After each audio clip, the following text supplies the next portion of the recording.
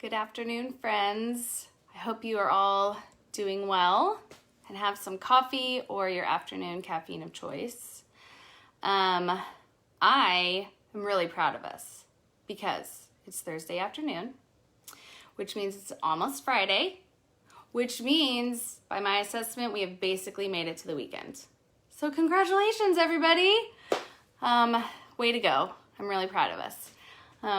My family and I have had a rough couple of weeks. We've had lots of ups and downs and lots of emotions and disappointments. And so we have had a lot of practice in viewing challenges as opportunities. I told y'all a couple weeks ago that is how we try and view our challenges. We call them opportunities. So our opportunity for the last couple of weeks has been to find the lovely, even though it has been really hard. So I just kind of wanted to share our experience with you in finding the lovely and creating the lovely in this challenging season. So I have a few things that we have found that have been helpful for our family in these last couple of weeks. The first one is to be really honest with where we're at. Life is weird right now. Life is hard right now. We've had disappointing things happen in our family. And so we are trying really hard to acknowledge that and say, yes, that is hard. That is not fun, but we can continue to choose to trust God. We can continue to believe that God is good, and here is the good that we saw today. So we're just trying really hard not to diminish the things that have been challenging and difficult for us. Something that I have had to do actually from the beginning of this crazy 6 weeks we've lived is really make space to find the lovely. I found that I would spend time in the morning with God and I would feel peaceful and hopeful and like, okay, this is going to be good. I can trust that God has good things for us. And then as my day went on, my anxiety rose and my stress levels got higher and my patience got thinner. And I noticed that I was spending time with God and I felt calm and peaceful, but then I would start taking in all these news sources and blogs and just videos on Instagram and Facebook. And I realized that I was allowing those things to speak into my life way too much. And so I had to start making space to see the lovely. So I learned about muting stories on Instagram. So I muted some of those so that I would have more mental space in my day to see what was lovely around me. And that has been extremely helpful. So I just encourage you to pay attention to your day. How do you feel after you watch the morning devotional? How do you feel after you spend time with God? Are you at peace? Are you feeling hopeful and excited about your day? And then how do you feel after you spend 30 minutes on Instagram? If it's anxious and disappointed or frustrated, there are probably things on there that you could pause to make more space for the lovely things in your day. So I just encourage you to examine what is taking up the space and just make more space to see the lovely. I could be very alone in this, but I love a to-do list. I love to check off the box. I kind of talked about this a couple weeks ago on my Facebook Live. It brings me so much joy to check off those boxes, but I've noticed, especially in this time, that checking off or not having the boxes checked off actually was making it very hard for me to see the things that actually went very well in my day.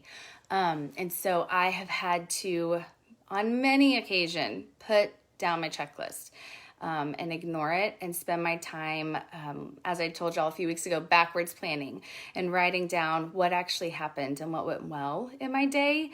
And I'm always amazed when I take the time to do that. When I set the checklist aside and I write down what God did, I notice that He brought things to me that weren't even a part of my plan, and they were so much better than my plan. That He gave me opportunities to love my children in ways that I wouldn't have thought starting out at the beginning of the day when I made that checklist. So I'm here giving you permission to set aside the checklist, friends. I don't think you will be sad if you do. That is my personal experience. And then the last one for finding lovely, we all know this. It's a gratitude journal. It sounds so cliche, but it's not. Like, it's a really transformative thing to take time every day to write down things you're grateful for. So I really encourage you to do that. Pick 3 things that you're really grateful for, and don't just write them down and leave them in that journal. Share them. Share them with your formation group on your next Zoom call. Share them with a coworker. Share them with the people you live with. Share the lovely things that you have seen in your life. Also, I really encourage you on Wednesday. I'm very excited about this. Jody is going to be leading us in a practice of worshiping God by noticing the joyful things in our lives. So I encourage you to join her on Wednesday on Facebook Live for that practice. So then the second opportunity our family has had in these challenging weeks is to not only find the lovely, but to create the lovely. Amy last week actually gave us a great example of this. She taught us about hospitality and how to welcome people into your home as if you are expecting them and ready for them, and make it about getting to know them. I encourage you to go back and look at that. There's actually evidence that shows that we personally receive a lot more joy and satisfaction when we are active participants in creating joy for other people, when we are active participants in loving people well. So I think this is a really exciting opportunity to create the lovely. It does not require glue guns or glitter, although I wish it probably did, because I love glue guns and glitter. So if you are one of those, we can make a virtual craft night soon. That would make me very happy. But I do have 3 things that I think help us to create the lovely in our everyday lives. It doesn't need to be big. This does not need to be a big, grand gesture. These can be very small things. This can be sending a note in the mail to somebody. This could be making a FaceTime or Zoom call to somebody so that they can just see somebody's face and hear somebody's voice that day. I know at our house, my husband has been very purposeful the last few weeks, saying yes, one of our daughters wants to play tag every single day. And so he has been really purposeful about saying yes to that small request, even though he does not want to do it, because he knows it's going to bring her a lot of joy. And every time he says yes to that small request, he has the best time. And then inevitably the whole family ends up joining, and we all have a great time. And all it took was him saying yes to a very small request. So look for those opportunities to say yes to those small requests, to do those small things for people around you. You can also pursue creating lovely by thinking of a specific person. Think of somebody in your life who needs to be celebrated. Think of somebody in your life who maybe they have a momentous occasion and they're kind of missing out on it, or maybe they just don't have a lot of encouragement in their life. So think of somebody who you can celebrate.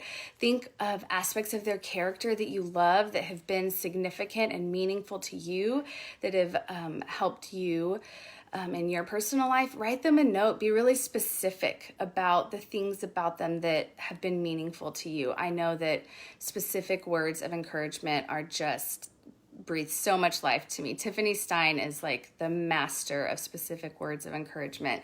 And I love when I get cards from her, because I know that she has seen me and she is celebrating me for who I am. So I encourage you to think of a specific person and think of one small way to celebrate them and create some lovely in their life. And then finally, just find a reason to celebrate. Find a reason to have some fun. Amy mentioned last week in her Facebook Live about just the national holidays, or not holidays, but the national days. So you can go, there's a website, just look up national days, and there are so many. I think there were like 4 today. The 2 that I noticed were, it's International Jazz Day and it's National Raisin Day. So turn on some jazz music, have a jazz dance party with whomever you're living with, or maybe over FaceTime or Zoom, and make some oatmeal raisin cookies and share them with your neighbors. It doesn't have to be big, and it doesn't have to be a big reason. It can just be because you want to find something to do to celebrate people. So I really encourage us to just find the opportunities to see and create the lovely in this season. And we would love if you wanted to share some of those with us on Facebook, if you wanted to take a picture and tag us on Facebook and Instagram of the ways that you created lovely this week around you. That would really be lovely for all of us. So I hope you all have a great afternoon and a wonderful weekend. Thanks for joining us, and we will talk to you later.